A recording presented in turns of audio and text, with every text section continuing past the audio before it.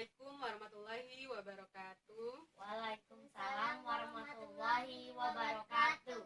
Ya, selamat pagi. Pagi Bu. Gimana kabar sekarang? Baik Bu. Baik, alhamdulillah ya.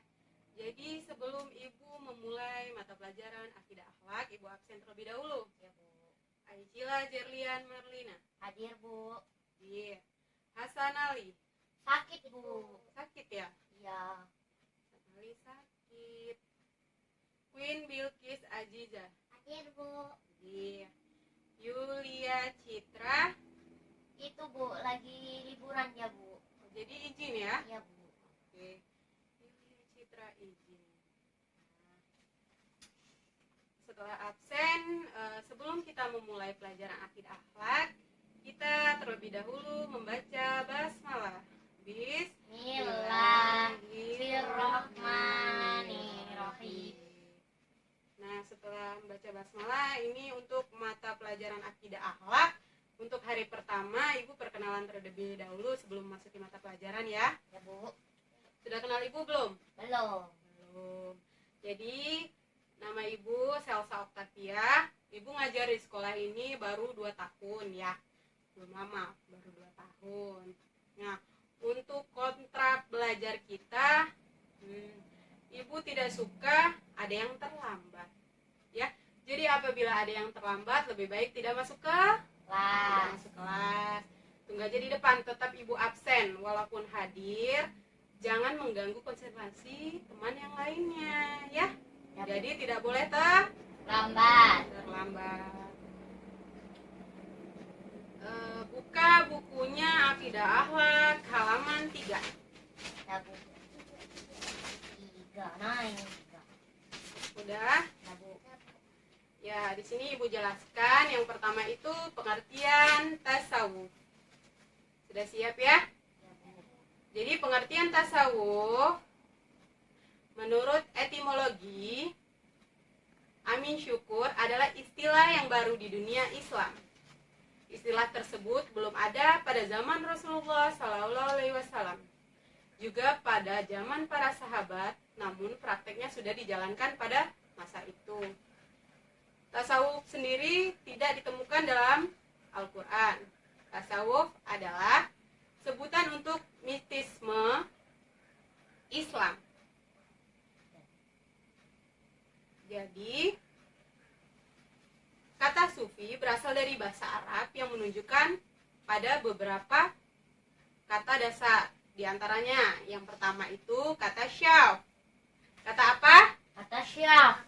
Kata syaf, yang artinya baris dalam sholat. Karena dianggap kaum sufi berada dalam syaf pertama. Yang kedua kata syuf. Syuf yakni bahan wol atau bulu domba kasar yang biasanya mencirikan pakaian kaum sufi. Yang ketiga ahlu as-sufah, yakni para zahid, pazuhud yang tak punya rumah dan tinggal di sarabi masjid. Yang keempat ada juga yang mengaitkannya dengan nama sebuah suku, Baduy, yang memiliki gaya hidup sederhana. Itu ya secara etimologi. Secara terminologi, menurut Imam Junaid mendefinisikan tasawuf sebagai mengambil setiap sifat mulia dan meninggalkan setiap sifat rendah atau keluar dari budi perangai yang tercela dan masuk pada budi perangai yang terpuji. Bilqis, fokus dulu ya Dek. Ya. Yang kedua, Ibnu Masyah mengatakan Allah ialah suatu keadaan bagi diri atau jiwa yang mendorong untuk melakukan perbuatan dengan senang tanpa didahului oleh daya pemikiran yang pertimbangan karena sudah melekat dalam dirinya. Itu. Selanjutnya langsung saja halaman 5 ya. Halaman 5 Dek. Ya, halaman 4-nya nanti baca di rumah. Ya Bu. Ya, baca di Rumah. ya, nanti besok Ibu tanya-tanya lagi ya. Nah, pembagian ilmu tasawuf di situ dilihat pembagian ilmu tasawuf. Yang pertama itu tasawuf akhlaki. Tasawuf apa? Akhlaki. Nah, tasawuf akhlaki adalah tasawuf yang sangat menekankan nilai-nilai etis atau moral, atau tasawuf yang berkonsentrasi pada perbaikan akhlak.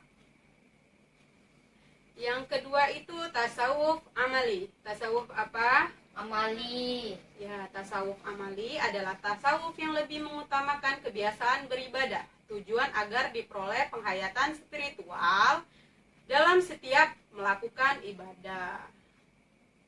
Yang ketiga itu tasawuf falsafi.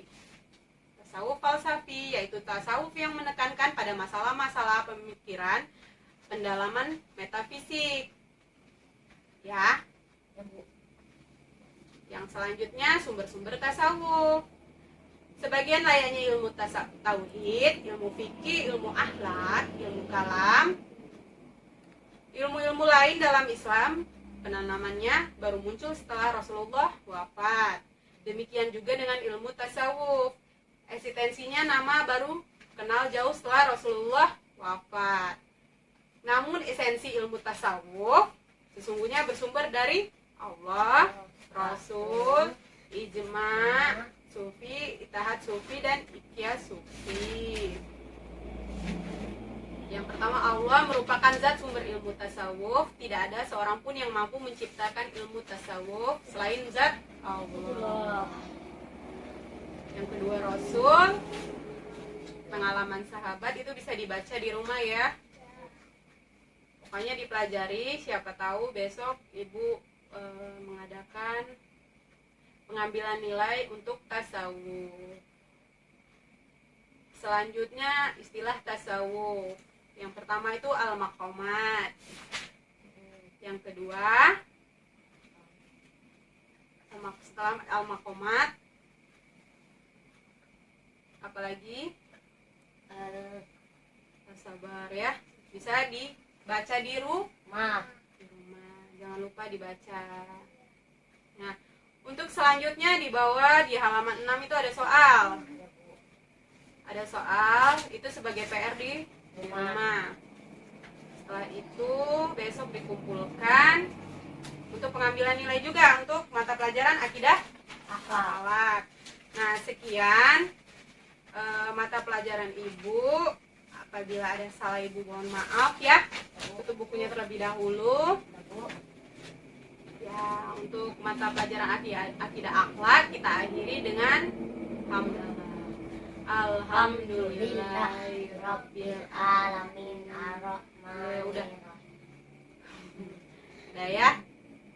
Ibu akhiri. Wassalamualaikum warahmatullahi wabarakatuh. Waalaikumsalam warahmatullahi wabarakatuh.